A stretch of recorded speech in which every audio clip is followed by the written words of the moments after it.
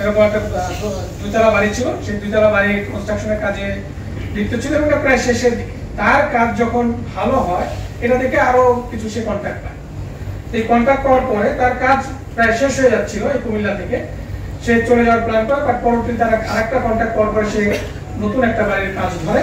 সেখানে কাজ করার সময় সে চাঁপাইনবাবগঞ্জের আরো দুইজন মিস্ত্রিকে, যেহেতু সে একজন কন্ট্রাক্টর টাইপের ছিলেন এবং রাজমিস্ত্রি ছিলেন, তিনি অন্যান্য বিভিন্ন জায়গা থেকে আরো মিস্ত্রি নিয়ে এসে তার এই কার্যক্রমগুলো করাতেন কনস্ট্রাকশনের কাজ।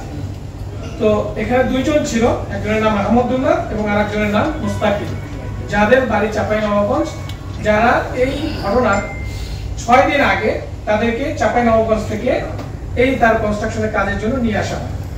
তো পরবর্তীতে ঘটনা ঘটে 29শে জুন দিবাগত রাতে।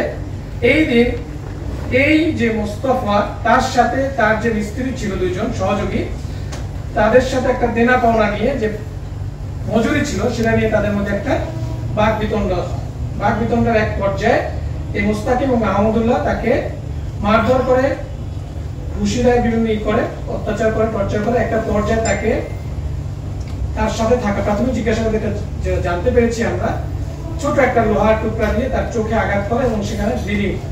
এরপরে তাকে তার গামছা দিয়ে মুখ হাত পা বেঁধে ফেলে এবং পজিটিভ দিয়ে পেঁচিয়ে, তার একটা ছবি আছে খুবই বিভৎস, তাকে একেবারে তার নাক মুখ পুরোটা বন্ধ করে তাকে ফেলে যায় এবং সে যখন নিস্তেজ হয়ে যায় তাকে তারা সেখানে রেখে তারা পালিয়ে যায়।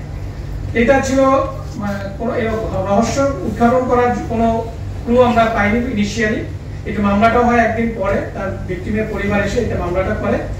বাট এরা যখন পালিয়ে যায় এরপর থেকে আমাদের সন্দেহ হয় এবং আমরা তাদেরকে আমাদের নজরদারিতে রাখি।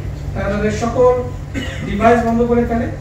যাই হোক, আমাদের গোয়েন্দা কার্যক্রমের ভিত্তিতে পরবর্তীতে আমরা জানতে পারি যে তারা খুলনার বাগেরহাটের মংলার ওখানে তারা অবস্থান করছে এবং সেই তথ্যের ভিত্তিতে আমরা গতকাল আমাদের র্যাব 6 এর একটা টিম সেখানে অভিযান পরিচালনা করে এবং এই দুইজনকেই অ্যারেস্ট করতে সক্ষম হয় এবং তারা প্রাথমিক জিজ্ঞাসাবাদে এই হত্যাকাণ্ডের সাথে তাদের জড়িত থাকার কথা স্বীকার করেছে এবং এই যে অপরাধী যারা আছে র্যাব 11 কর্তৃক জিত, তাদের বিরুদ্ধে আইনানুগ ব্যবস্থা প্রক্রিয়াধীন রয়েছে।